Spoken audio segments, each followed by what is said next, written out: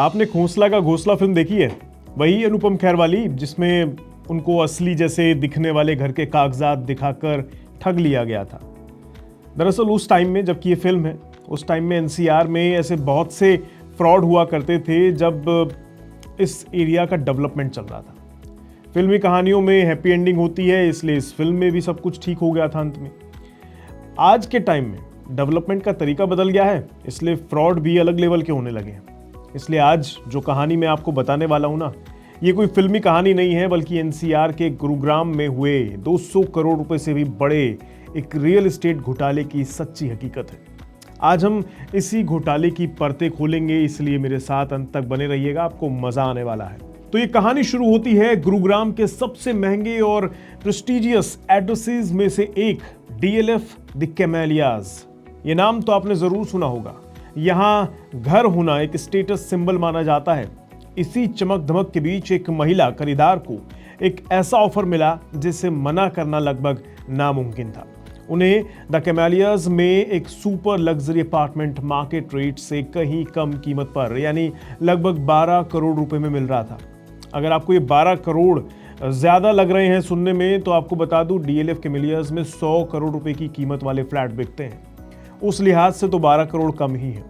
लेकिन इस अनबिलीवेबल कीमत के पीछे एक बहुत शातिर कहानी छिपी थी।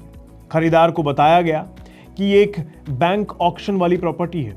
कहानी ये थी कि असली मालिक बैंक का लोन नहीं चुका पाया, इसलिए स्टेट बैंक ऑफ इंडिया जैसे बड़े बैंक ने प्रॉपर्टी जब्त कर ली और अब अपना पैसा निकालने के लिए इसे सस्ते में बेच रहा है।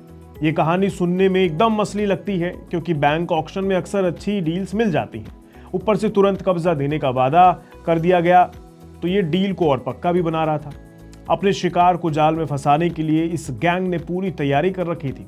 उन्होंने सिर्फ हवा में बातें नहीं की, बल्कि एसबीआई के नाम पर बनाए गए फर्जी दस्तावेजों का एक पहाड़ सा खड़ा कर दिया ग्राहक के सामने। इनमें नकली सेल्स सर्टिफिकेट, नकली ऑक्शन की रसीदें, यहाँ तक कि नकली मॉर्गेज पेपर भी शामिल कर दिए गए। ये कागज इतने असली लग रहे थे कि किसी एक्सपर्ट को भी दिखाएं तो वो धोखा खा जाएगा। इस जाल में फंसकर खरीदार ने अगस्त से अक्टूबर 2024 के बीच अलग अलग किश्तों में आरटीजीएस और डिमांड ड्राफ्ट के जरिए कुल 12 करोड़ 4 लाख रुपए धोखेबाजा को ट्रांसफर कर दिए। पैसा देने के बाद जब उन्होंने पोजीशन के लिए फॉलोअप किया तो सीधे बैंक से संपर्क साधा। तब जाकर उनके होश फाख्ता हो गए।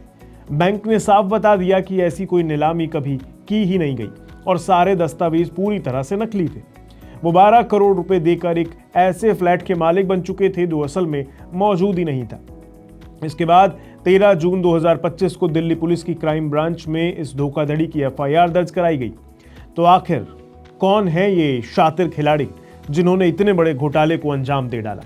जब दिल्ली पुलिस की क्राइम ब्रांच ने जांच शुरू की तो एक एक करके इस गैंग के कई चेहरे बेनकाब हुए। ये एक दो लोगों का काम नहीं था, बल्कि एक पूरा का पूरा संगठन गिरोह के रूप में काम कर रहा था। इस खेल का एक मुख्य आरोपी है मोहित गोगिया, जो एमजी लीजिंग एंड फाइनेंस नाम की एक फर्म के जरिए काम करता था। वो पीड़ितों को लुभाने, उनसे डील फाइनल करने और पैसे ऐंठने का काम देखता था। मोहित कोई नया खिलाड़ी नहीं था। उसके खिलाफ दिल्ली, पंजाब, गोवा और मध्य प्रदेश जैसे राज्यों में धोखाधड़ी और जालसाजी के 14 से 16 मामले पहले ही दर्ज हैं। पुलिस की कई टीमों ने दिल्ली, एनसीआर, भोपाल और मुंबई में छापेमारी कर इसे आखिरकार क्राइम ब्रांच ने धर दबोचा। लेकिन इस सिंडिकेट का असली सरगना कोई और था, राम सिंह। ये वो नाम है जो इस अपराध की दुनिया में सबसे बड़ा नाम खड़ा हुआ था। इसे बाबा जी के नाम से भी जाना जाता है। रिपोर्ट्स के मुताबिक बाबा जी ही इस पूरे ऑपरेशन का मुख्य हैंडलर था और घोटाले की कमाई का बड़ा हिस्सा उसी को जाता था, जो दिखाता है कि वो इस ग्रोह में सबसे ऊपर है। बाबा जी अभी भी पुलिस की गिरफ्त से बाहर ही हैं और उसकी तलाश जारी है। इन दोनों के अलावा पुलिस ने 4 और साथियों को गिरफ्तार किया, जिससे पता चलता है कि ये गैंग कितना प्रोफेशनल था। अभिनव पाठक, इसका काम था अमीर शिकार को ढूंढना और उन्हें मोहित गोगिया से मिलवाना। इसी ने पीड़ित महिला को इस सुनहरी डील के लिए मनाया था। दूसरा है भारत छाबड़ा। ये एक टेक्निकल एक्सपर्ट था जो अपने लैपटॉप पर बड़ी सफाई से नकली दस्तावेज तैयार करता था। और इसके बाद है तीसरा और चौथा धोखेबाज विशाल मल्होत्रा। और सचिन गुलाटी। ये दोनों प्रॉपर्टी डीलर थे और अपने बैंक अकाउंट्स मुहैया कराते थे।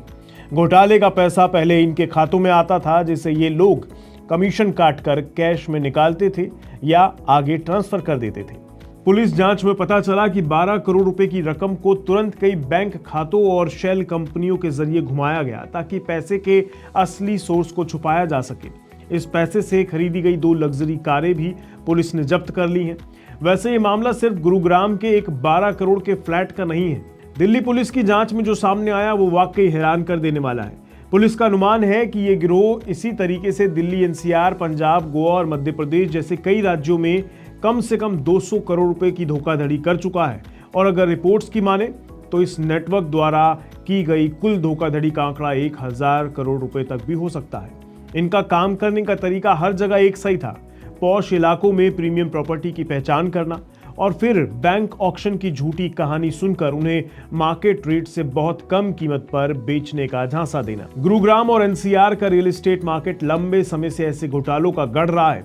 आपको आम्रपाली, सुपरटेक और जेपी इंफ्राटेक जैसे बिल्डरों के मामले तो याद ही होंगे, जहां लाखों लोगों ने अपनी जिंदगी भर की पूंजी लगा दी लेकिन उन्हें सालों बाद भी घर नहीं मिला।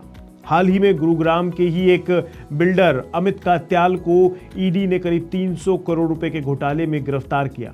उस पर भी आरोप है कि उसने हजारों घर खरीदारों से मिले पैसों को श्रीलंका के होटलों में लगा दिया। ये मामले दिखाते हैं कि रियल एस्टेट में धोखाधड़ी अब एक संगठित अपराध बन चुका है। धोखेबाज हर दिन नए नए तरीके निकाल रहे हैं और आम खरीदार के लिए इन चमकदार विज्ञापनों के पीछे का सच जानना मुश्किल होता जा रहा है। इस कहानी से सबसे बड़ा सवाल यही उठता है कि एक आम खरीदार करे तो क्या करे, अपनी मेहनत की कमाई को इन धोखेबाजों से कैसे बचाए। तो सुनिए और याद रखिए, थोड़ी सी सावधानी आपको करोड़ों के नुकसान से बचा सकती है। जो खरीद रहे हैं उस जमीन पर उतर कर जांच करें, चाहे वो फ्लैट हो या प्लॉट। दस्तावेज को खुद वेरीफाई करें, सिर्फ रेरा रजिस्टर्ड ब्रोकरेज से ही डील करें। और हाँ, याद रखें, लालच सबसे बड़ा दुश्मन है इस तरह के काम में। इसलिए अगर कोई चीज सही कीमत से कम दाम पर मिल रही है तो सावधानी से कदम आगे बढ़ाइएगा। बस ये याद रखेंगे तो आप शायद लाखों करोड़ों के नुकसान से भी बच जाएंगे। ऐसी ही और वीडियोस के लिए आप हमारे साथ बने रहें, देखते रहिए मनी 9। नमस्कार।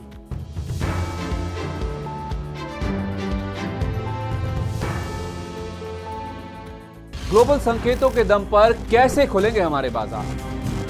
क्या कह रही हैं खबरें और ब्रोकरेज रिपोर्ट्स? किन शेयरों में बनेगा पैसा? बाजार खुलने के बाद क्या खरीदें, किन शेयरों को करें पोर्टफोलियो से बाहर? कैसा रहा बाजार का दिन भर का कारोबार? कैसे तैयार करें कल के बाजार की स्ट्रैटेजी? इन सब सवालों के जवाब जानिए मेरे साथ ओपनिंग बज और क्लोजिंग बज में, इन वक्त पर सिर्फ मनी 9।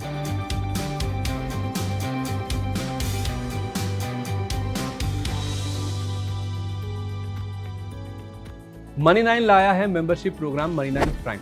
अब आपके दिमाग में कई सारे सवाल होंगे, मसलन आखिर क्या है ये मनी 9 प्राइम?